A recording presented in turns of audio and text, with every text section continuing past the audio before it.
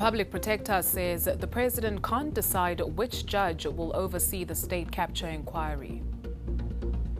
The CRL Rights Commission recommends that all religious leaders be registered. Hello and welcome to it. You're watching eNews Direct tonight. I'm Tuduzile Ramela. A very good evening. I am William Lahong. To comment on any of our stories, you can find us on Twitter and Facebook. That's at eNews Direct. You can also track our main stories using the following hashtags: Public Protector and SACP. The Public Protector has criticized President Jacob Zuma in her answering affidavit in the State of Capture Review application. Busisiwe Mkhwebane says the president can't decide which judge will oversee the state capture inquiry.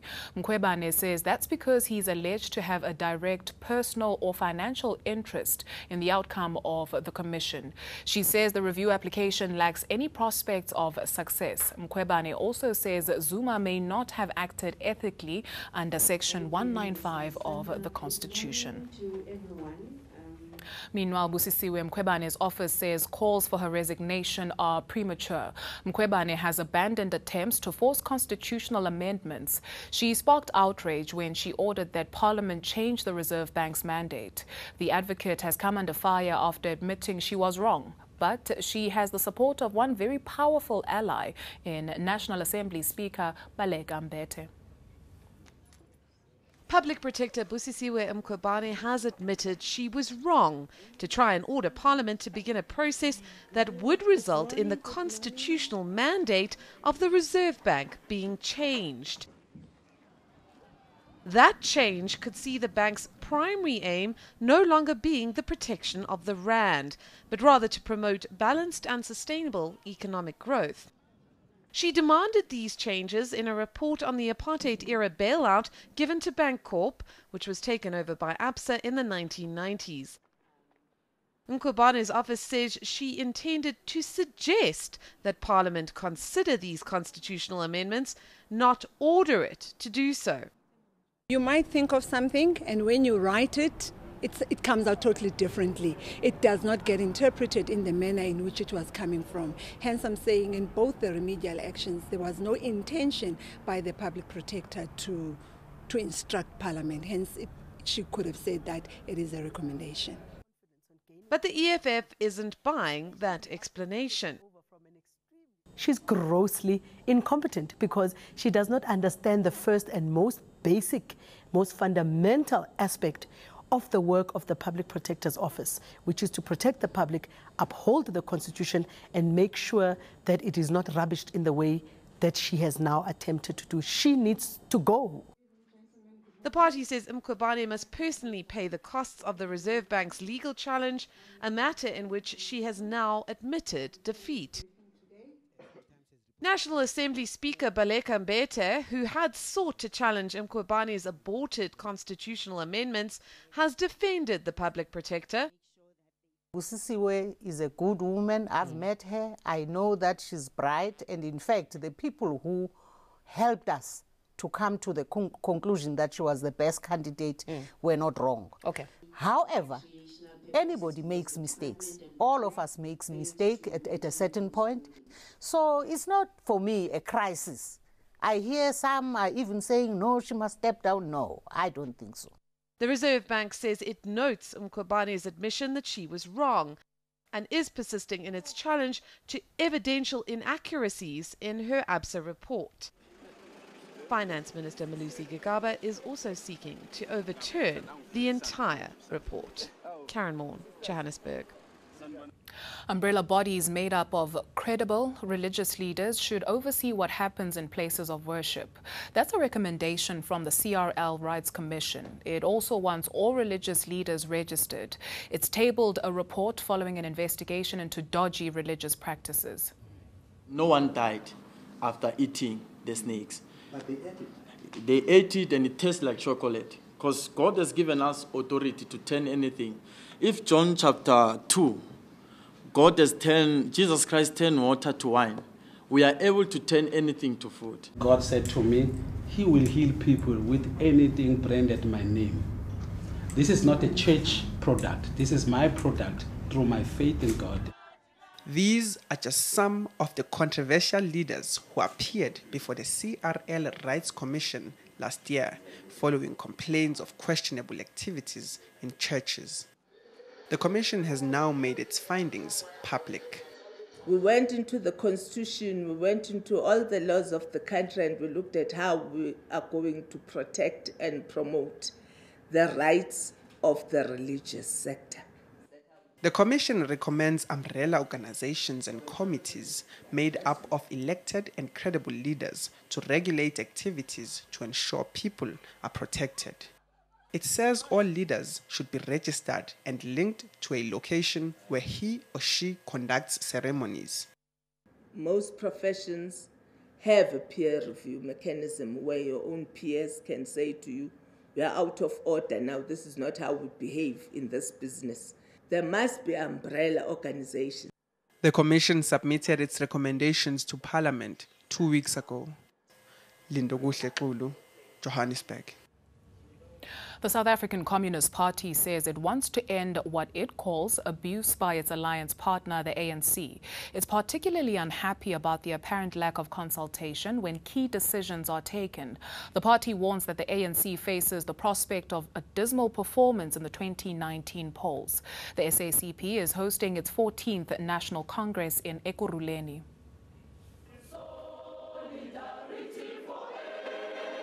Kicking off the communist gathering on a note of solidarity. But that's as far as the niceties went. The ANC is unlikely to pass the 50% mark in the elections in 2019. The Gauteng Premier also didn't mince his words. For its stance against state capture and corruption, the South African Communist Party, as well as cadres of the movement broadly, must be prepared to endure insults, intimidation, as well as all kinds of threat. Because those who want corruption to thrive and state capture to thrive are going to fight back, and they will fight back hard. And Nzimande had more. All of this popular decline is related to the almost daily revelation of, I must say, embarrassing scandals involving highly placed ANC politicians in government, and particularly those who have been entangled with the notorious Gupta empire, including the president's own family, unfortunately. But as dismayed and angered by the state of the ANC, some are arguing for cool heads as the party seriously considers contesting the elections. The party must debate that very thoroughly, comrades, and not take decisions out of anger. The highly charged speeches on the second day of the National Congress have clearly set a tone. Communists here will not only be singing songs denouncing corruption and state capture, but they'll be putting forward proposals on how it must be dealt with. The party renewed its call for government to cut all ties with Gupta-linked companies. Leranzo Temba, Boksburg. Dozens of traders in Durban will soon have to look for a new place to trade. The doors to 100-year-old horse stables will close for the last time at the end of the month. The popular market is located on the same grounds. They'll be making way for a controversial multi-million rand sports complex. The city's plans have been met with fierce opposition from locals.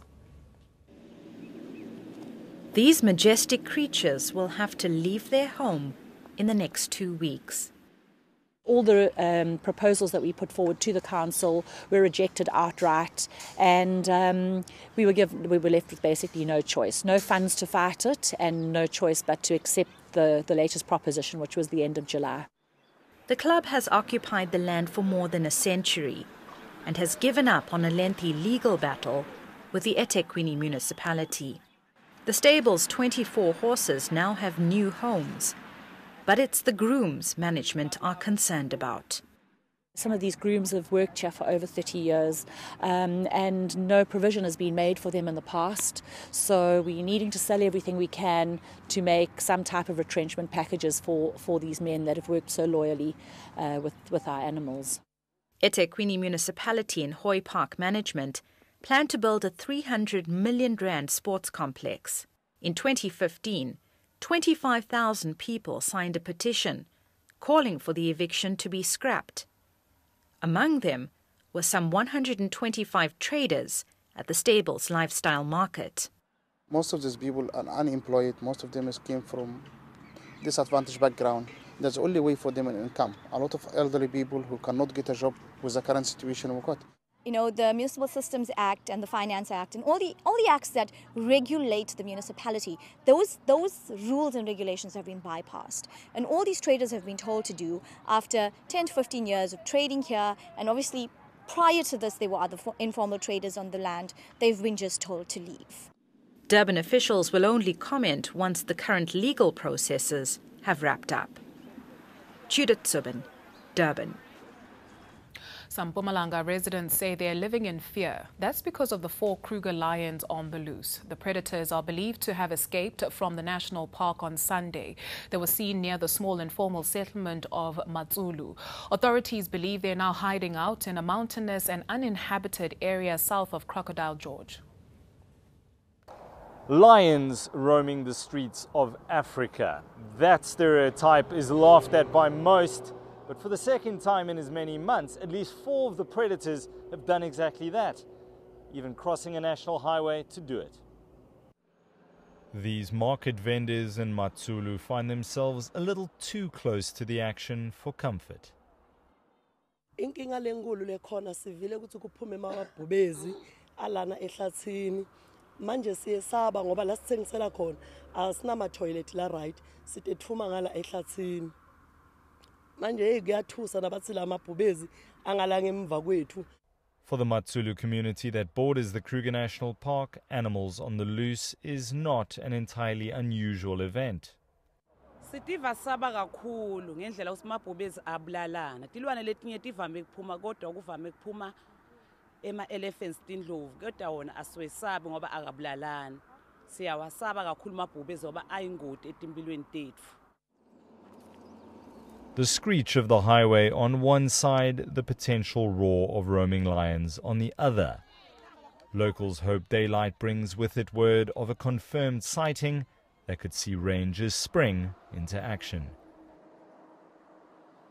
Michael Apple, Matsulu, in Mpumalanga. News from beyond our borders now, and after 5 weeks, there's still no end to the nurse strike in Kenya. They're demanding a collective bargaining agreement to increase their salaries. Government has signed the deal, but it's been rejected by the State Commission on Public Sector Salaries. Patients are being turned away from government hospitals. Your business news after this break, and bird flu spreads to Gauteng.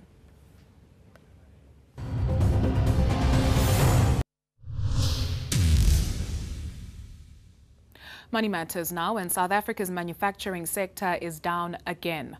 Output fell 0.8% year-on-year in May. It contracted less than expected after falling by 4.2% in April. The decrease was mainly due to lower production in petroleum, chemical products, rubber and plastic products. Factory production on a month-on-month basis fell 0.3%. However, it was up 0.4% in the 3 months to May compared with the previous 3 months. Bad news for the local poultry industry. Another 2 areas have been quarantined following the outbreak of bird flu. This brings the number of locations affected by the virus to 4. The Agriculture Department says the outbreak occurred on commercial layer chicken farms in Gauteng and Mpumalanga. No chickens and chicken products will be moved on or off the farms. The H5N8 virus does not affect humans. However, the Health Department has tested workers from the affected farms. Let's see how the markets performed today.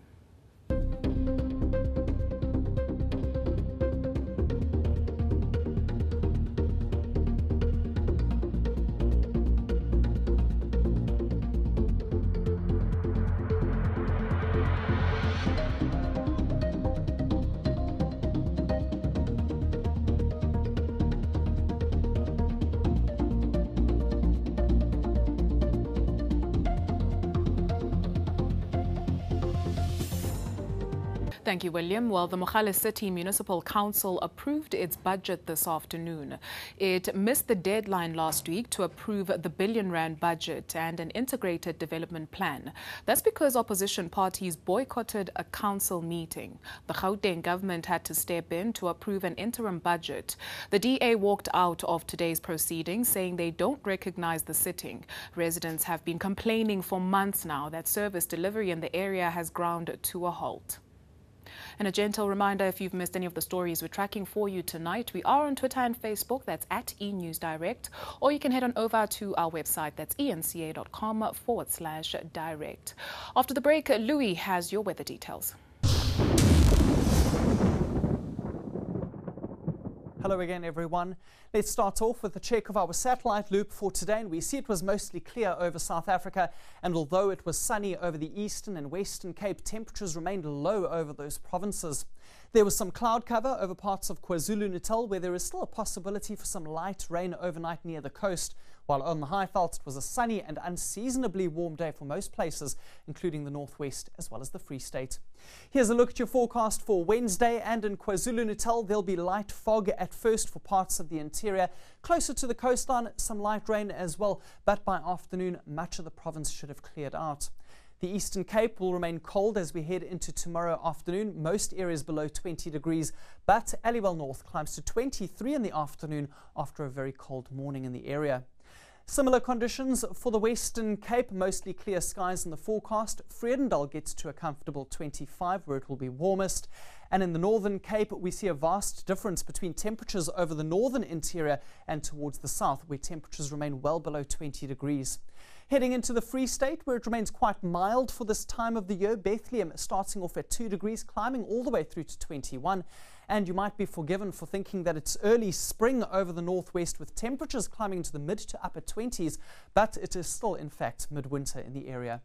For Limpopo, some cloud cover over the Lowveld, otherwise mostly sunny and warm weather in the forecast.